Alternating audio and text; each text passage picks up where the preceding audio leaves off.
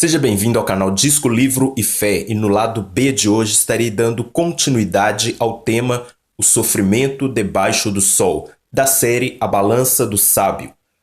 Se você não viu o vídeo da primeira parte, seria bom assisti-lo antes.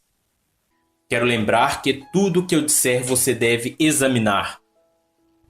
E no vídeo passado, na primeira parte do tema O Sofrimento Debaixo do Sol, havia dito a respeito do que seria o poder, de como o homem tende para o mal e que, por isso, há tantos que são oprimidos e tantos que são corrompidos pelo poder.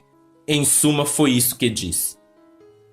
Antes de prosseguir, vamos ler novamente Eclesiastes 4, do verso 1 a 3, que diz: Vi as lágrimas dos oprimidos, mas não há quem os console. O poder está do lado dos seus opressores, e não há quem os console. Por isso considerei os mortos mais felizes do que os vivos, pois estes ainda têm que viver. No entanto, melhor do que ambos é aquele que ainda não nasceu, que não viu o mal que se faz debaixo do sol. O sábio diz no verso 2 que os mortos são mais felizes do que os vivos, porque os vivos ainda têm que viver. Ou seja, viver não é fácil. Já ouvi muitas pessoas dizerem que viver é fácil, que viver é simples, mas não, me desculpem, mas viver não é nada fácil. Porque por mais que nos esforcemos para viver uma vida digna e pacífica, não estamos livres de sofrermos injustiças. A vida não é feita apenas de mim, ou apenas de você, ou apenas de pessoas com boas intenções. Há muitas pessoas injustas, desonestas e cruéis que cruzam o nosso caminho, nos causando danos, nos oprimindo. Mas, não somente isso, nós mesmos, por mais que nos esforcemos em fazer o bem, complicamos o nosso lado, prejudicamos a nossa vida com as escolhas erradas que fazemos, e cada escolha leva a uma consequência. E as consequências de nossas escolhas erradas muitas vezes afetam a vida de quem jamais imaginávamos que poderia afetar. Enfim, viver não é fácil. A morte é um alívio para o homem, pois ele está morrendo para nunca mais sofrer nesta vida. No instante da morte está o último grito de dor, a última lamentação, a última lágrima, ao menos nesta vida. Por isso que o sábio disse que o que morreu é mais feliz do que o que vive, porque viver é quase um sinônimo de sofrer. Não existiu ninguém que viveu e não sofreu. Uns podem sofrer um pouco menos, outros um pouco mais, mas todos sofrem. O motivo de muitas pessoas cometerem suicídio não é o de não quererem mais viver, mas de não quererem mais sofrer. O problema todo está ou em não saber ou em não aceitar que as duas coisas, vida terrena e sofrimento, são indivisíveis, inseparáveis. Querem pôr um fim à vida para não mais sofrerem, o que é o mesmo que pôr um fim ao sofrimento para não mais viverem. Porque a única forma de não mais sofrer é não mais viver.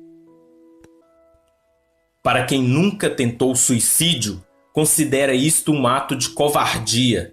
Para os que já fizeram ou já tentaram, consideraram um ato ou tentativa de libertação. Libertação esta do sofrimento. Querer separar o sofrimento da vida é o mesmo que querer separar o calor do fogo. Não dá. Se há fogo, há calor. Não existe fogo que não aquece. Não existe fogo frio.